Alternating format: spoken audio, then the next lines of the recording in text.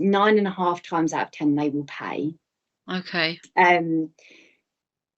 I've got a client who's, because I practice a lot in Kent, so I've got a client who's in Kent, but my care proceedings are in Manchester. Okay. And they will pay for him to travel and get the train.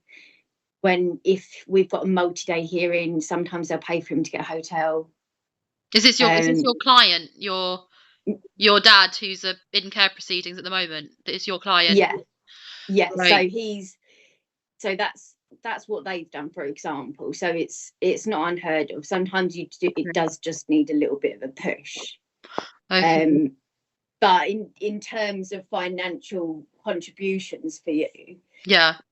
I don't know if somebody's told you different, but those are the rules. And Right. because it's so difficult, because obviously you're going to have to travel from Leeds to London for your hearings, which is going to cost you an arm and a leg. Yeah, exactly. It is very difficult, but it's like mainly the travel to all the contact centres. Like I've been at Eva Armsby Family Centre for contact last March. Then I moved to Precious Child on the other side of London. Then for 3 months I was at Care to Share full custody and a parenting assessment, which I failed. Yeah. Then I was up in London just travelling to the family home over Christmas when it was all fine. Then that stopped because it fell apart because I was put on diazepam, which is a class C drug prescription. And then I was in the Starting Point contact centre for 6 months, travelling all the way across Leeds. And then most recently, I've been doing community contact with iSupport and travelling to Guiseley and to Ilkley. So that's six different organisations, child supervision organisations in the last year and a half that I have spent all of my hard-earned money on. I earned 5 years postgrad work, all on travel. It's a lot.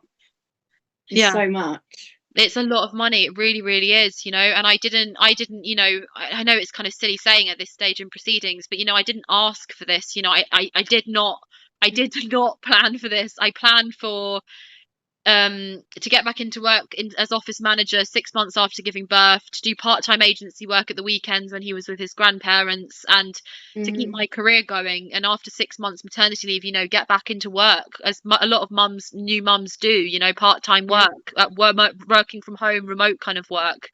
I did not factor in that I was going to be spending all of my money on having to relocate from London 400 miles away, start a completely new life here in order to see my son.